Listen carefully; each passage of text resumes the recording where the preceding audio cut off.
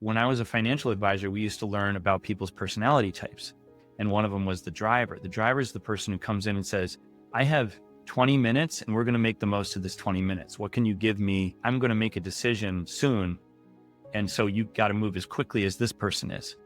Then we'd have another person, we called them the expressive. The expressive was the person who is kind of like your grandmother who wants to spend the afternoon together. And they may not ever talk about the charity. This week on the podcast, we have the Philanthropy Guy. We found a guest to talk about, I don't know, a topic that comes up once in a while for nonprofits. Rick Peck, known as the Philanthropy Guy, and I put in quotes because he's really coined this. He has a podcast around and put out content. He's been in the game. He's actually consulting, helping nonprofits with those types of larger donors for that mid-sized nonprofit, and is working on a super top secret, definitely shouldn't have said it to me because now I'm interested in it, product called Give Trust that looks to match potentially nonprofits and donors. And I'm excited to talk to him about the philanthropy landscape and then just, where are the angles, where are the mistakes, and what are we seeing? But I'll pause. How are you doing? How's it going, Rick? I'm great. I'm busy. It's good.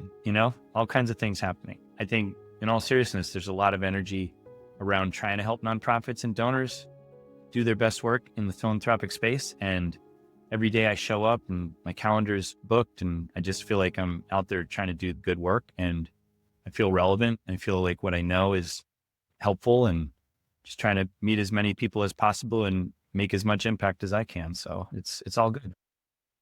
That's awesome. I think we're talking right now, it's Q3, about to be Q4, AKA the nonprofit philanthropy Super Bowl coming up. What is the most common thing you're seeing right now in the preparation for the Q4, which is when most giving happens? I'd say a lack of preparation. That's what I'm seeing. I see a lot of nonprofits have been receiving money through grants that they're no longer receiving.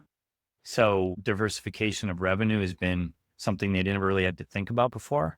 So now they're trying to build some programs from scratch, saying, oh, you know what? We've never really solicited individuals before. We've always been getting our money from the government grants, federal grants. We've been getting them from other places, and that's kind of drying up. So now we need to concentrate on individuals. So I go, yeah, you should have been concentrating on individuals a long time ago. And so now we're in somewhat desperate mode to say, okay, well, you have Giving Tuesday coming up. Can we build something toward that? But then backing up from that, it's like, do you have a good database? Do you even know who you'd be soliciting? Do you advertise? Do you have a case for support? I mean, just almost like these fundamentals that I bring forward and say, I'm really trying to help you. I just don't think you have a strong base in which to go out and do your fundraising. So if we're going to do this by the end of the year, we're going to try to whip up some things that would create a strong presence for you. But it's hard to do it in 3 months. We should have been doing this all year. So that's part of my message is like, there's sometimes things take a while to build it right so that this time next year, you're not kind of desperately grasping at straws, but more like, okay, we know our strategy. We know our tactical next steps. We're just out there doing it. And we're probably going to have a great end of the year because we're ready for battle, but instead it's more like, we don't have time and we don't have any money and we don't know what we're supposed to do. So I do try to just level set a little bit and say, well, let's do these things. Let's make sure that you have a strong web presence at the end of the year. Let's make sure you're doing some things on social media that are relevant to what you're trying to accomplish. So that's what I'd say. It's a lot of it's kind of quiet panic that a lot of them are in.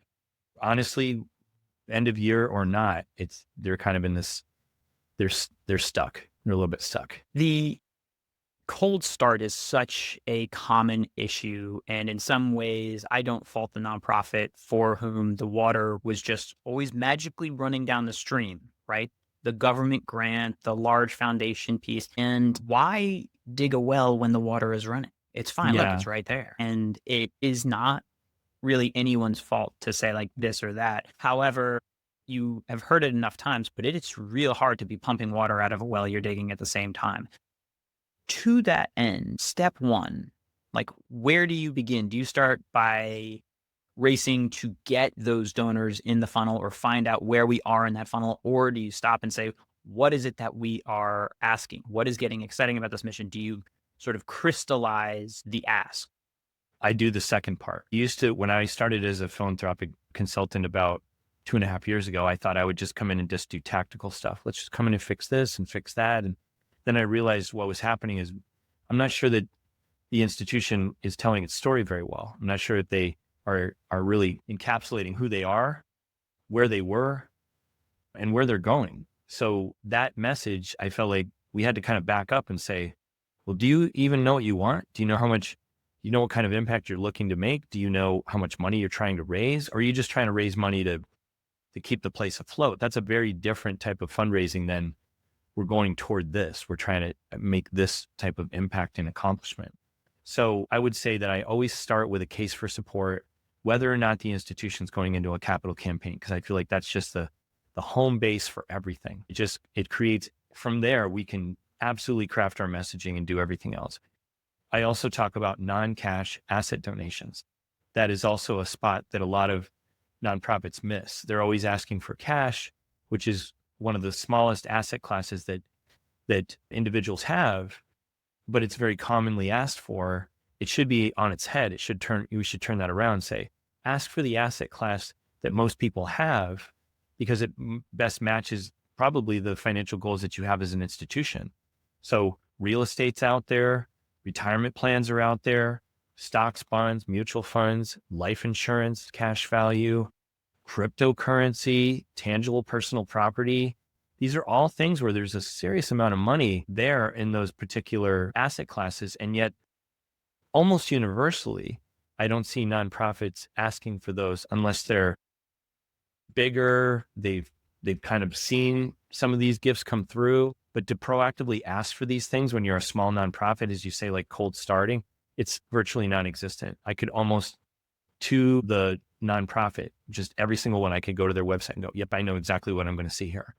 And I think to myself, imagine if they got a $1 million gift of real estate, which is not unheard of, which is actually common these days. What would that look like? How would that change their trajectory? It wouldn't be a lot of $25 gifts. It would be a few 7-figure gifts. How would that change how you go, what direction you go in as a nonprofit?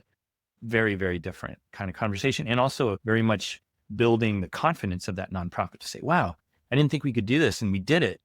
So now how are we thinking about our strategy? Now, how are we thinking about what kind of impact we could make as an institution? We're no longer trying to scrap it together. So those two things, the case for support as a foundational strategic exercise, as well as the non-cash asset solicitations, those two things are fundamentally game changers.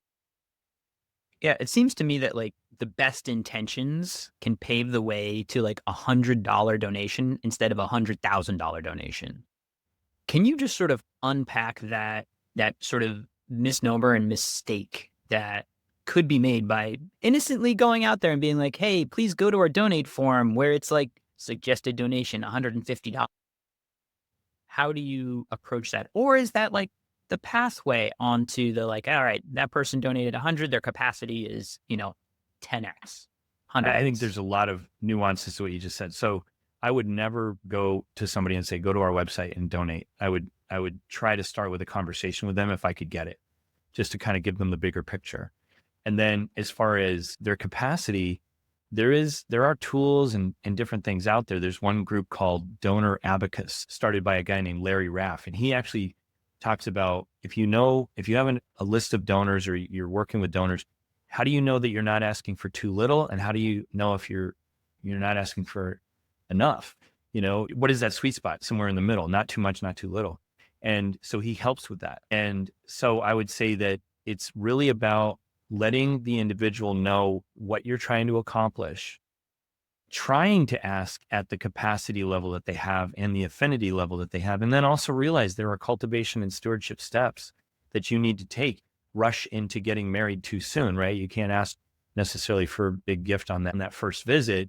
I mean, you could, but it might feel a little premature. There are kind of best practice steps of cultivating and stewarding people so they feel like you know them, they know you. And when you go to make that ask, it shouldn't feel so daunting, and it should feel in line with what they're willing to do. That can be done in a number of different ways. There's lots of research that an institution can do, public information that's out there about people's history of giving, obviously the talk individually, one-on-one. And you just get to this point where you say, okay, I think we're ready to make this ask. And again, back to the tools like Donor Abacus, it can feel like, oh, at least that's a tool I can use. But hopefully between Donor Abacus and the conversation that I'm having and all the work that I've been doing, we're able to make an ask that feels substantive. So I'd say that most nonprofits ask for far less than they should be in an uninformed way, and it's not helping their cause. Yeah. I have like a weird question, and it may seem simple, but I'm curious how you answer it. Why do large donors say no when asked? Because they're not feeling it most of the time. They're thinking, maybe I don't have enough context on what impact I'm going to be making. It could be that the timing is off. That's the other thing. I think sometimes nonprofits are a little tone deaf to when the larger donors are making their gifts. It might be that they're receiving a big bonus, or their assets come in more sporadically rather than kind of your classic annual gift type of thing. But I would say that overall, again, equating it to a date, it's like, if you're going to ask me to get married, it's probably, and I say no, it's probably because it just didn't flow very well. Like we didn't quite get there. You didn't really earn the right to ask me to get married. It's same thing with an ask. It's like, maybe you missed something along the way, a clue or a signal that I gave you as a larger donor, or you're just not following best practices as an institution. The irony sometimes of donating is that the larger donors are giving to the organizations that have a lot more money. They have a much more robust fundraising program. And so the smaller nonprofits scratch their heads and go, why are they giving to Harvard? It's because Harvard obviously is doing something to make them feel like there's an enduring impact to that gift. There's probably some pride in giving to Harvard, and Harvard's not going anywhere. Maybe with the smaller nonprofits, they feel like, I don't know if this nonprofit's going to be around next year. I really don't know what they're trying to accomplish. And they keep asking me for cash. And I told them I don't have cash. I have other assets. And they said, no, we don't want those assets. We can't accept real estate at our nonprofit. So I think that the larger donors just kind of feel frustrated, as if to say, you're a good nonprofit, your mission is strong, but I just don't feel like we're on the same page as far as the level that what I could offer you as a donor. I don't feel like you're ready for me. I don't feel like it would be money well spent if I gave it to you, not because I don't like you, but because there's something about the fundamental process here that is throwing me off. And so that's what I think happens. You mentioned the not feeling it along the way. Give me 3 red flags you think that nonprofits miss when they are cultivating a large donor? Well, timing, like I said before, they're making an ask when maybe the person said, I'm not ready to make that gift to you yet, or I can make a larger gift to you later. That's a big red flag. That happens more than you think. It could be that the cultivation process wasn't substantive enough. They don't know enough about the nonprofit. They don't know what's happening. So the larger donors sort of like, you're not ready for prime time. You don't have what I need. And I'd say that, not spending enough time on the one-on-one relationships, the counterintuitive nature of saying, I'd rather talk to George one-on-one than blast out a lot of small solicitations to a lot of people. It might be that George could give me $1 million just with really good cultivation. So getting to know people, really understanding them, respecting the process, kind of slowing it down a little bit, not acting desperate, not acting like we're going to bail a lot of water out of the boat here. That type of thing, I think, is also, donors can pick that up and say, it feels a little desperate. I'm not sure. I'm going to back off here. So I'd say it's just sort of fundamental. Take your time, do things right, and respect the fact that these people have a lot of capacity many times, and they're making choices all the time on who to give it to. Those who I think are more respectful of how that cultivation process goes and have these fundamental touch points in place that are substantive, that qualitative and quantitative data that donors are looking for, and that relationship building, I think that makes all the difference. Otherwise, it feels very transactional to donors. Yeah. To put a bow on it, it seems like you either got the wrong time, the wrong motivation, or the wrong ask in the sense of the asset. You have asked for cash when they are crypto. You have asked for something that in their mindset, they're like, I could give this other thing, but it doesn't seem like they have it. And it's very telling when you get that sort of no, because you don't have a second But what about this? So getting that first ask seems pretty, pretty important. What would you say, this is a loaded question, is the average cycle time of, let's say there's somebody on the email list that has been identified as high potential to give, high giving capacity. What is the cycle time, how much time it takes to get them into that, let's write a big check, let's, send over a massive crypto win, whatever it may be? It depends. It depends on timing issues. It could be that somebody wants to unload an asset very quickly by the end of the year, and they're looking for the right nonprofit to donate that cryptocurrency to. So it could be very quick. It could be that if it's sometimes an older person or a couple or a family with a lot of money, it might take years. It could take 20 years for some of these institutions to receive a gift that is 7, 8, 9 figures. But I would say that it's all about kind of understanding who you're talking to. When I was a financial advisor, we used to learn about people's personality types. And one of them was the driver. The driver is the person who comes in and says, I have 20 minutes and we're going to make the most of this 20 minutes. What can you give me? I'm going to make a decision soon. And so you've got to move as quickly as this person is. Then we'd have another person, we called them the expressive. The expressive was the person who is kind of like your grandmother who wants to spend the afternoon together. And they may not ever talk about the charity. They'll talk about everything but. They'll talk about their kids, their grandkids. They'll talk about their pets. They'll talk about the vacation they went on. So it's hard to say, right? You just have to, again, going back to knowing who you're talking to and also what their situation is. So that person, the expressive, for example, may not be motivated by end of year giving. They don't have an asset to dispose of per se. They're going to be more like, I just like George. I just like spending time with George. And therefore, I think George is somebody that I trust and I want to give him my money. And it's sometimes as simple as that. So I wish I had a secret formula for it, but I think it's more just know your audience and know that each person is different and know that you have to have some systems in place to make sure you're keeping up with the different styles that people have and also the different motivations they have for giving. The donor persona is so important because it is so far from the one size fits all. We already talked about the mistake of asking $100 from everybody and like, we did it for Giving Tuesday. Like that is the amuse-bouche to where we are going. That cannot be the main course. And so then understanding, all right, it's not just this person has money, but like, I think it's wonderful. You're talking about like, this person is a driver, this person is an expressive. What are the categories? What are your cohorts? What are your personas for those high net worth as they relate to your organization and what drives them? And guess what? You could literally just sit down with an AI. Like we have a donor persona creator, but you could just turn any AI into that as you give it that context and then begin to help that shape your ask. Yeah, for sure. I mean, one thing I feel like no matter what kind of tools we have out there, nothing really replaces the time spent with another person. I think that as quickly and efficiently as we want to be on every level, there is just something about, especially with older people, they just want to know that you're listening to them. They want to know that you understand them and they want to know that they can trust you. And I think that if we try to blow by that we're making a mistake. It looks amateurish. It looks like, oh, I'm just another mark for you. I'm just another transaction for you. I'm not interested. I'm interested in building a relationship with you. And it might take some time. And if you're okay with that, we might do some really amazing things together. But if you just look at me as a quick transaction, go find somebody else. I'm looking to build a relationship. So that's what I mean about it's almost like the diamonds in the rough or the opportunities that you take to say, I am truly interested in building relationships.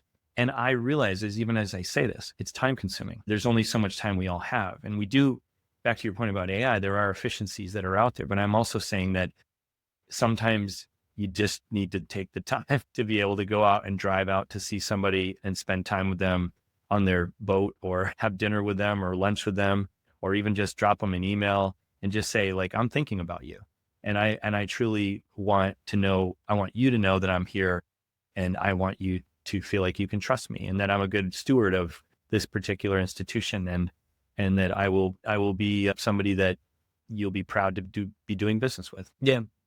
I think there's, a lot of nuance of you can't do one size fits all, but you can say unequivocally knowing that audience and knowing that ask to make inside of the ask is both the asset class and the narrative. Can we come back to where we started on the polishing the diamond, polishing the core of why your work matters in the context of the donor? What does that look like? What does that diamond look like in your approach?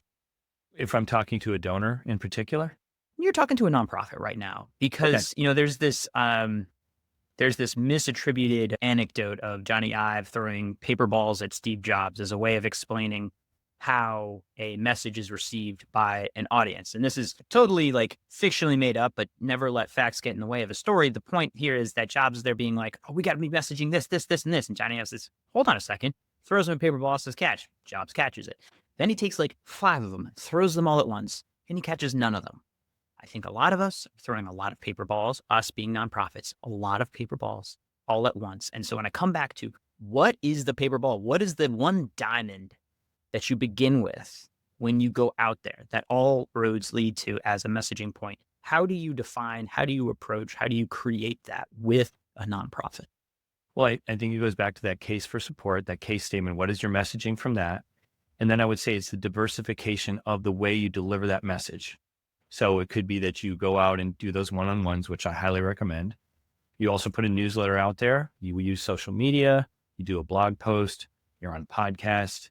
You are doing an event. All these different ways that you're touching people. And we call it sometimes the 7 touch theory, the idea that over the course of a year, what are the 7 touches that you're doing? And also you're not throwing 7 paper balls at somebody all at one time. You're pacing it out through the year so they get to engage in a number of different ways. And they also feel like those ways are substantive and meaningful because not everybody's receiving every message that you're sending. Not everybody's going to receive the same message in the same way. So that goes back to the individualistic type of approach where you're going to them and saying like, what resonates with you? What do you like about what we send? What do you, oh, I don't read any of that stuff. I like our visits, or I love your newsletter. If I could have that, that would be great. So I'd say it starts with that story. It starts with the impact of what you're going to make. And then it sort of continues with how are you diversifying your messaging so that people are at any point in time receiving it, processing it, and it's consistent. That's the other thing. It's consistent messaging. And it's, again, not the ship is sinking messaging. We need money by the end of the year. If we don't get $40,000, we're in trouble. That creates donor fatigue. I'm talking about something that's more, hey, I like where you're going as an institution. I want to follow you. You're doing good work, and you're building upon your narrative. You're building upon your story. So by the time I go to make that gift, of course I'm going to make that gift. I just love you. I love what you're doing. It's just makes sense. It doesn't feel like you're prying, as they say, money from the reluctant.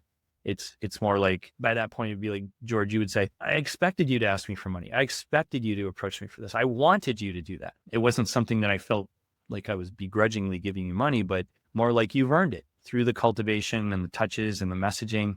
I feel like I know your organization. You've even offered me opportunities to volunteer or opportunities to be on a board, or maybe you asked for a quote from me or some sort of a testimonial from me. Maybe you needed me to make a connection. Those are other ways to engage people beyond the actual financial transaction. We're talking about the types of assets out there. One that really kind of comes up a decent amount in certain circles are DAFs, donor advised funds. At present, based on the last 2024 report, there is over, say, like 250 billion with a B dollars in these DAFs. And the question I have about this is, are DAFs a good thing or a bad thing in your world? I just came off of the DAF Giving Summit, which was in DC last week, Wednesday through Friday.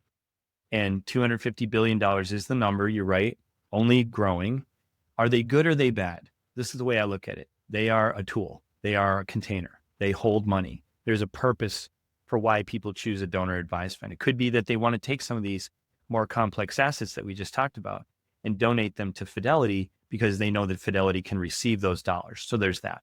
They may want to get a larger tax deduction in any given year. So they're using their donor advised fund for that. They want to invest the money. They want to capitalize on the fact that they're donating $100,000, but maybe it grows to $125,000 because they invested it in a nice portfolio. And then ultimately they're going to make a grant recommendation and move money out of it. So when people say, are they good or are they bad? I kind of look at it as that's like saying, is a private foundation good or bad, or is a charitable remainder trust good or bad? It's a tool. And some would say, well, a DAF is an obstacle. It's blocking the ability for the donor to be able to make a contribution directly to charity. I disagree. I think it's more, eventually that money will be going out to charity. Maybe it's not going out right away, but it is eventually going to go there.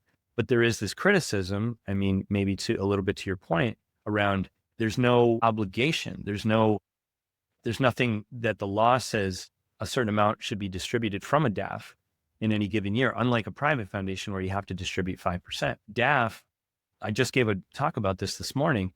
On average, every single year, distributions have been over 20% consistently year over year.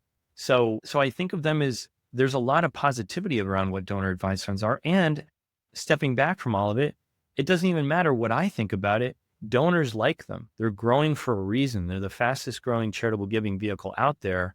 There's obviously a reason why people are choosing them versus giving directly to charity. So I think sometimes that nonprofits sort of blame the vehicle, and you should say, well, that's what your donors are choosing to do. They're choosing multiple means of going out and making their gifts.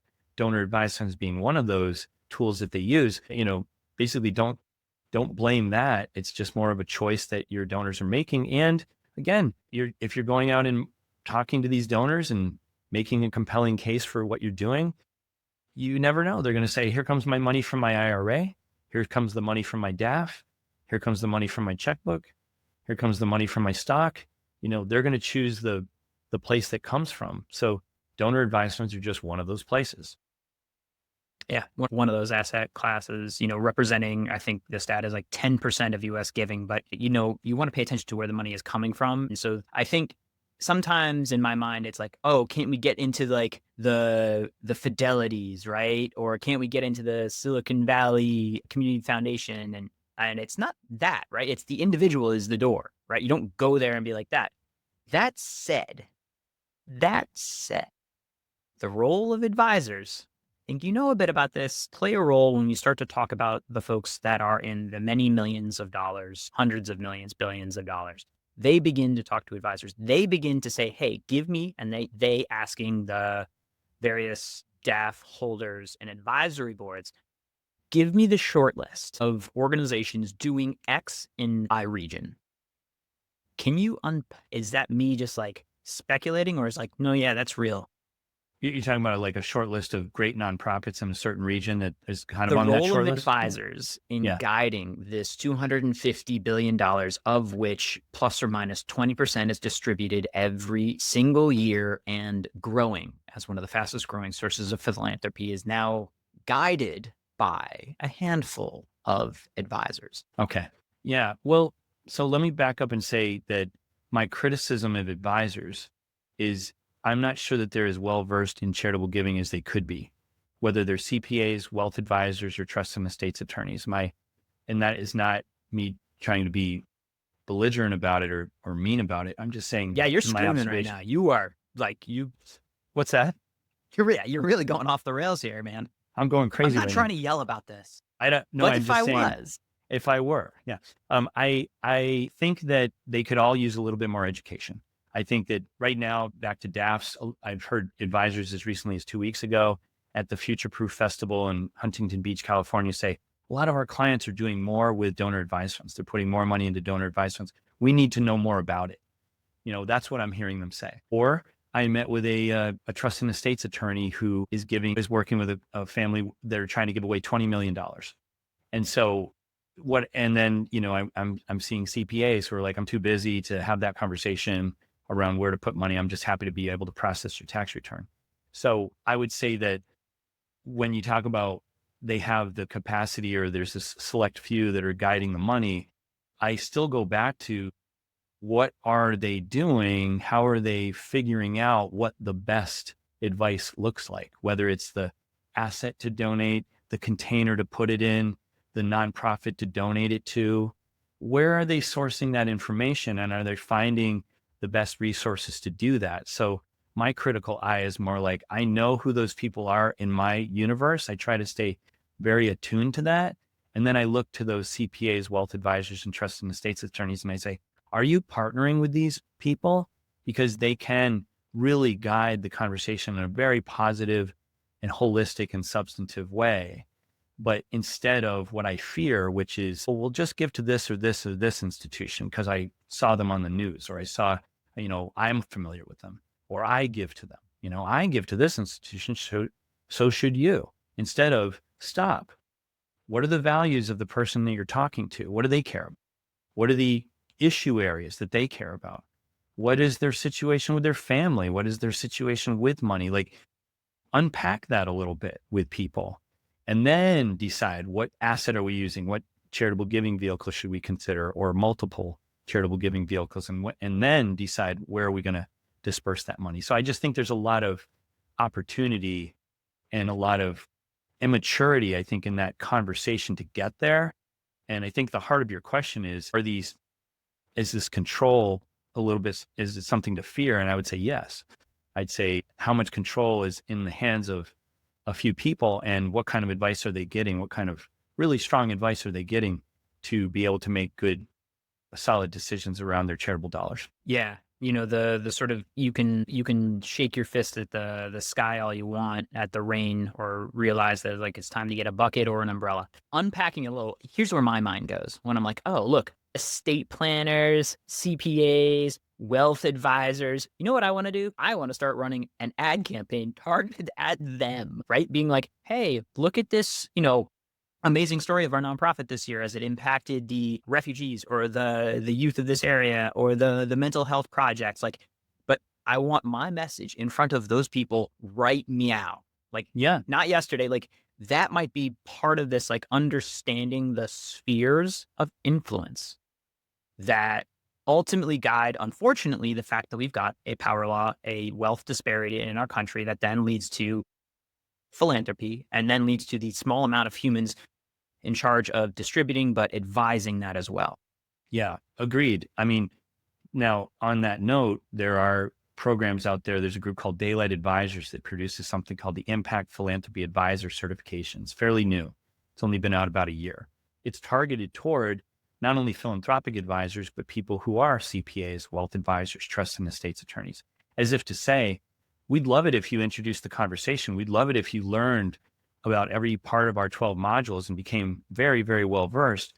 Reality is, you might not be able to dive in and have these conversations, but at least you know who to go to. At least you know who you can be reaching out to, and that this is a conversation amongst many practitioners, that if we're going to make a good decision with this money, we're going to include more than just a few people in that decision, guided by the donor or their family. But you also want to make sure that the business valuation specialist is at the table, the philanthropic specialist, the CPA, the wealth advisor, the trust and estates attorney, and anybody else that feels appropriate, so that when we go to make an impact investing specialist, all these people can come to the table and say, this is how we're going to make some good decisions around what to do. And it's both on the tactical side of which vehicle to choose, as well as where we're going to make the most impact with the dollars. Also, as of course, listening to what is happening out there on the ground, instead of the donor saying, well, I think, it's like, well, stop for a second and listen to what has been done or what is being done. And that's where you can invite experts in to help guide that conversation. So the humility of that is important for every practitioner at the table, as well as even the donor and the family. Stop and have a little humility and listen to what's happening, and then decide how you want to guide your donor journey from there, instead of feeling like, maybe here's the answer, let's just do this, and then that's the end of the conversation. I don't think that's going to make the kind of impact that we need to make on the whole. I want to stress test the following thought that has been tumbling around my brain hole for a bit. And it's the fact that this giving season is going to be unprecedented because it's going to have an outsized philanthropic advisor advising millions of people. That advisor is AI generated answers, AI generated philanthropic responses. We did a study on this and saw that distributions of charities recommended across 12 different causes Some had really intense herding effects, meaning that like it just recommended 30 nonprofits across the like hundreds of prompts we gave it, 30 nonprofits, sometimes it was 120 nonprofits. And then inside of that, there were winners. I know these are probabilistic outcomes, but unpack the thought that a lot of philanthropy advising is actually going to be outsourced to like, hey, AI, can you research this? And you assume you're getting some unbiased, perfectly analyzed answer. And the truth is, you're not. What are the second order implications of this? Well, I mean, if anything, we're just going to study this a year from now and 2 years from now and say, when people went to get answers from AI, these are the types of answers they got. And the way I look at AI in its simplest form is AI is just simply drawing from what it can find on the internet and saying, I'll try to answer your question as quickly as possible with the data that I can find as quickly as possible. And if the data is poor data, then it's still going to pull that data and say, here's what I found. But if it's good data, then great. And that kind of goes back to what you and I were talking about a little bit earlier around Give Trust, is the idea of what would good data look like and how would we make sure it's out there so that AI and other sources can get it and make good decisions. Right now, my feeling is it's incomplete data, or the data doesn't exist out there. And therefore AI is going to do the best job that it can do in pulling together what it can pull. And also the algorithm, the fact that there's this idea that if it's out there more, that information is out there more prevalently, then it's going to be captured than something that's more obscure. Even though the more obscure data might be the right data, it's the data that's out there that might be wrong, but it's out there all the time. That's what AI is going to pull. So I'd say that we're in for an interesting ride with AI. But I do believe at the end of the day, if we're doing it right, we're going to study what AI is doing. We're going to study what it's capable of, and we'll try to capitalize on all the pluses and try to minimize the minuses. But I think that it's going to be a really unprecedented time. And back to what we were saying before about how is a nonprofit showing up, it kind of puts more ownership on the nonprofit to say, are you representing yourself as well as you can? Because if you're not, all that bad data or incomplete data is going to come back to bite you later, either because you're not going to be found by donors, or they're going to have a different kind of perception of you. And AI is going to be part of the reason why there's that different perception. So I'd say that, we'll see what happens. But in the meantime, there are human beings that can be there to at least guide the conversation with what they know. And many times those human beings, experts in their field, they'll guide you in the right direction. Or they'll ask ChatGPT and ChatGPT will tell them what to say. And then that's true too. I guess I'm thinking about more of the people who are living and breathing this every day. They're not necessarily asking ChatGPT. They're saying, I've visited these institutions. I know these institutions. I've been studying these institutions for years. I'm looking at their outcomes. And so it's not just a ChatGPT ask. It's more, I have a process in which I follow to determine what those look like. I have metrics and KPIs that we follow. And there's organizations that have been following these things long before AI became the buzzword. So that's what I look to and to say, well, these are the intellectual experts around these things. What are they saying around homelessness? What are they saying about food scarcity? What are they saying about climate change? Where are they going? What are the institutions that are making the big difference? Also, institutions that are doing the big play kind of stuff, like the Audacious Project, or some of these organizations that are saying, like, show me the next big idea. And then you ask them, well, what are your criteria? How do you sift through? Do you just take the application on its face, or do you do a little bit more homework? So I guess that's where I say there's AI, and then there's also the humans that are out there, the researchers and others who are really diving into the data and hopefully broadcasting that information out there for people to use in a perfectly analytical way so that the best decisions are made. If only perfectly analytical. We all strive towards it. Before we move into our rapid fire questions, I want to leave room for any weird stories of giving, of wealthy donor interactions. I know you're collecting stories for maybe something written on pages. Yes, maybe. That are pressed together in the form of something someone buys from a store. Yes. Thinking about, I've written a book. B word. We're talking about the fundamentals. The fundamentals of fundraising, and then trying to fold in those stories, as you just said. Yeah. So any weird stories? Yeah, we had a few weird stories. I don't know if they're super weird, but I remember one story when I worked at Dartmouth, which was somebody tried to donate zebras to the institution. So that was unusual. And that became sort of a laugh. And then I saw some things that weren't super crazy, but they were unusual enough. Somebody tried to donate an airplane to Dartmouth. And it was actually seriously considered as a mode of transportation for the president. And then ultimately they ruled it out. Another one that I thought was unusual was... Whoa. Did you accept the zebras? I feel like you left me hanging on the that zebras. one. No, You they don't did not accept accept zebras? the zebras. Yeah, no. That's an asset class that you're like, we're going to take a step back from the zebra. And I would say that you accept zebras only if you can sell the zebras. Maybe the reason they didn't accept them was because they didn't know how to sell the zebras. They didn't know Low who would buy the zebras from. liquidity in the zebra market. I understand. Exactly. They're like timeshares, zebras, they're just hard to liquidate. And also a yacht. There was a yacht that was sort of presented to Dartmouth, but it was funny because it was an old rusty yacht. At the time, it was an $800,000 yacht that was worth about $400,000. And the only reason it was being presented to us is because there were docking fees of about $70,000 that the person had to pay. And they said, I don't want to pay these docking fees. So the yacht's yours. No, by the way, there's a $1,000 docking fee. Would you like to pay that? So we said, no, thank you. Who's going to buy this rusty old yacht from us? So we said no. So anyway, it's an interesting to be presented with such things, but you always have the opportunity to say no.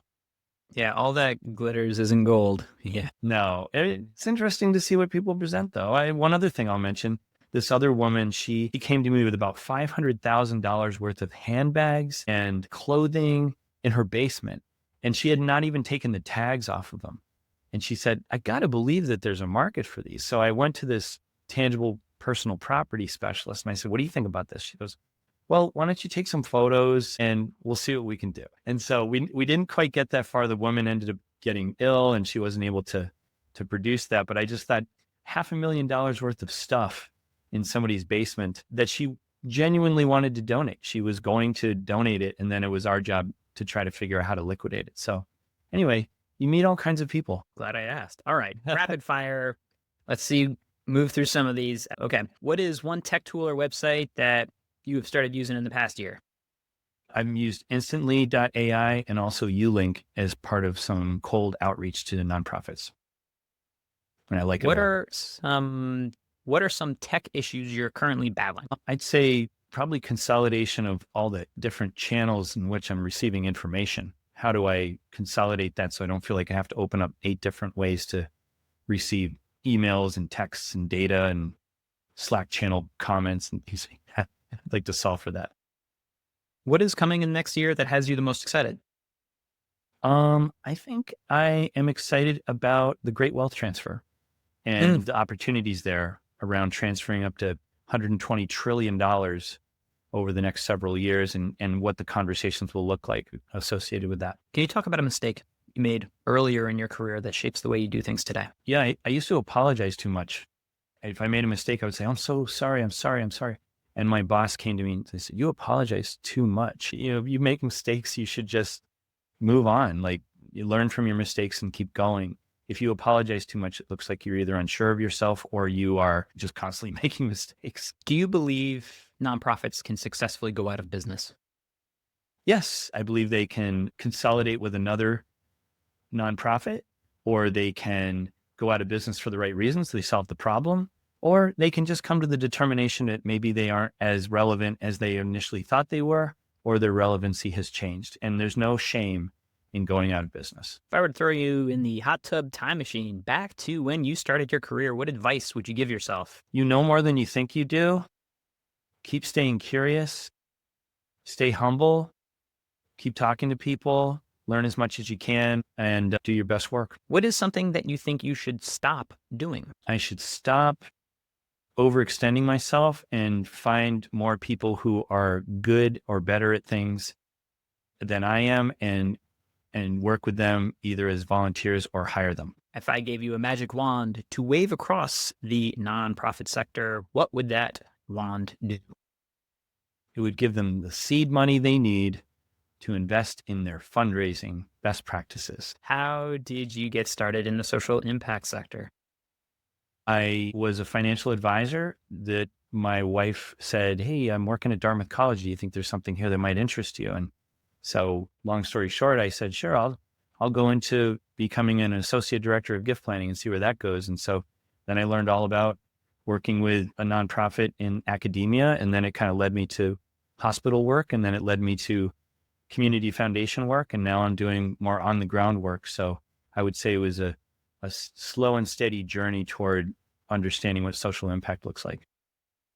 What advice did your parents give you that you either followed or didn't? Parents really encouraged honesty and being open and integrity.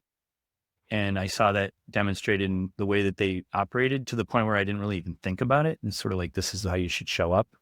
Just tell the truth, be yourself, be authentic, admit mistakes, and do your best. And I think my father was more of a pessimist, and he was more of like he was kind of talked me out of things.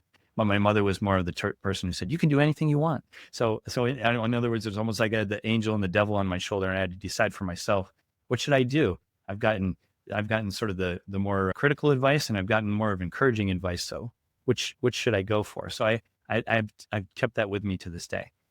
I get to make that choice, and I get to decide. What advice would you give to current graduates entering the market interested in the nonprofit sector? I'd say become educated. I mentioned Daylight Advisors. There's also 2164. There's the American College has something called the CAP designation. And then there's the Certified Fundraising Executive. I'd say get as much information and education as possible so you feel like you're well-grounded, and then go out there and interview people who are in the sector, in various sectors, get a wide cross-section of what's happening out there so you can decide how you want to show up. What path do you want to go down? And by the way, it's okay to change paths, but at least you go in with a very well-educated, well-rounded perspective from people who've been in the field and are many times more than happy to give you advice and guidance. Question: how do people find you? How do people help you? I can be found at thephilanthropyguy.com. That's my website. You can email me at thephilanthropyguy@gmail.com. And then you can also find me, or at least find my podcast. Money to Give is the podcast. And I also have a newsletter that I produce bi-weekly. So those are all different ways to find me. And then you can find me on various platforms where I'm speaking, like CPA Academy, ICPE1, and Lizzie, Lineberg Information Services. So I'm out there. I'm out and about trying to do some sort of webinar or conference whenever I have a chance to do that. Thanks for asking. Well, great. Thanks for helping get more money into the organizations that can do the most with it. Appreciate your work. Thank you for your time. Thank you very much, George. Thanks for having me. This has been Using the Whole Whale podcast. If you want to keep learning more about these topics and others, head on over to wholewhale.com/university to keep learning with us. Thanks as always to GregThomasMusic.org for his tunes that underwrite our tracks. They're fantastic. Hope you're doing well, Greg. And just a reminder, subscribes really help us on any platform that you listen to us on. Please give a thought to click and subscribe, and maybe even a comment, because we like hearing from you.